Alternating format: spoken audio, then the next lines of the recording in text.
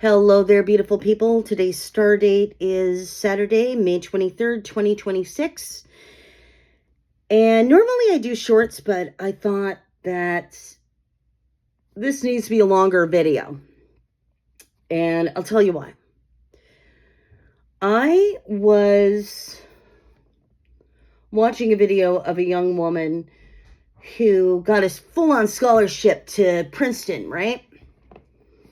Her family just sat around the dinner table and just ignored her. And I was like, wow, I totally 100% feel this. I grew up in a very narcissistic family when I was younger. Right down from my parents to my siblings. Of course, the other siblings were on board in anti-intellectualism. They didn't want to learn anything because my loser father ingrained that in them. Yes, I said my father's a fucking loser, and for various fucking reasons. I grew up with a mother who hated her kids, especially me.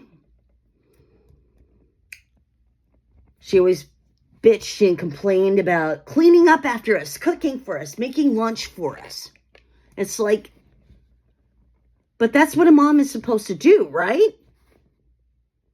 She truly fucking hated us.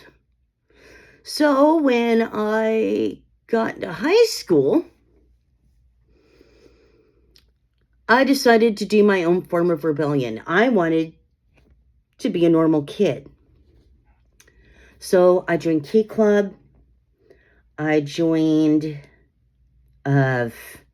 thespians. I joined choir. I took art classes. I took acting classes in high school. I even tried out for a lot of the plays in school. But every time I'd be in a play, instead of being proud of me,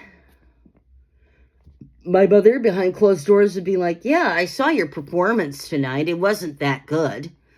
I don't understand how you're in theater when you're not that good.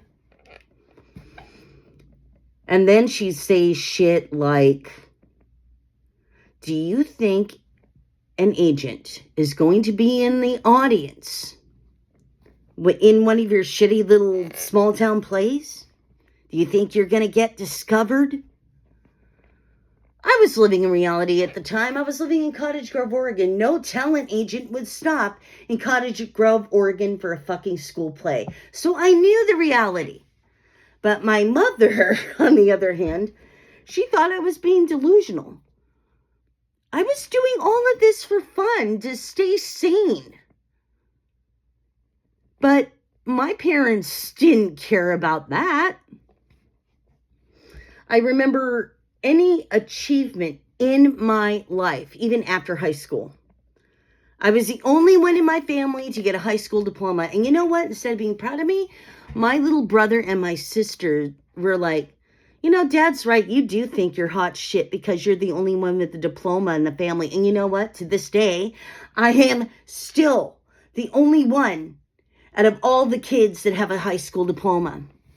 But they thought that because I had that high school diploma, I became a snob. Really? Or maybe you just wanted to drag me down with you.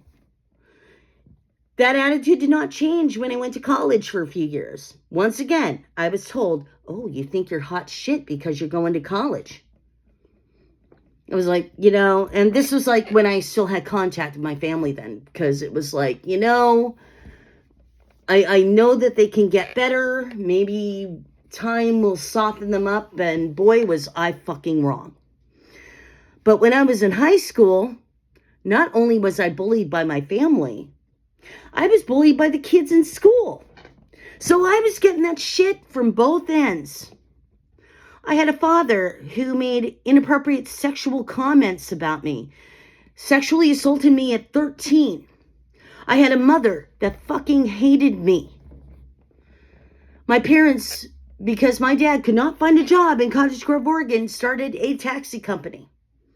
Sure, helped us pay the rent, helped us pay a little bit of the bills, whatever. But it was shit. It was garbage.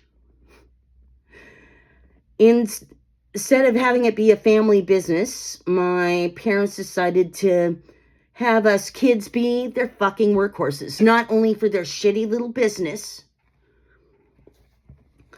but around the house too. But guess who was the main housekeeper? Me.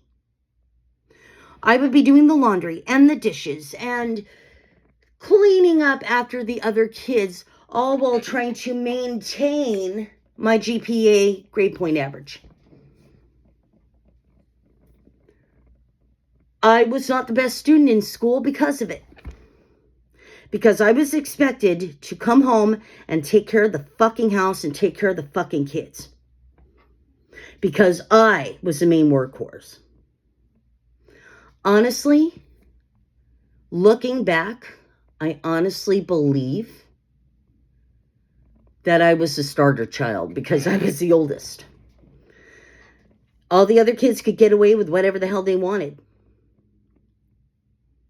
But me, on the other hand, like I said, I was just the experiment. It was tough being bullied at school and then being bullied at home. I'm surprised I'm actually still alive. Especially when I tried to take my own life in the 7th grade by trying to jump out a window. My family actually drove me to that. My family and my bullies. And it's a miracle that I am alive now. As for my family, do I still keep in contact with them? Hell no. I'll never speak to them again. Because I can't be around narcissistic people. I just can't. And I won't be. I'm happy now. I have a partner who loves me. I have a great kid. I'm not struggling. I'm in a healthy relationship with my partner because when I was younger, I jumped from one relationship to the next because I thought it was normal. My parents ingrained that in me. Can you imagine growing up like that? Because I did. And it sucked. So, yeah, that's my story, and that's how I overcame it. I should be dead by now, but I'm not. It just shows how much stronger I am. How much I have come in, how far I have come in this life. And I am surrounded by people who actually love me. Life gets better when you break free from a bunch of narcissists. It really does. Because then you can surround yourself with people who actually support your goals, support your dreams, and who don't look down on you for being smart or talented or pretty. Because you don't need that kind of poison in your life. And if you're going through that right now, cut off your toxic family because they don't deserve to know you. I guess that's all I have to say for now, but I'll see you guys tomorrow.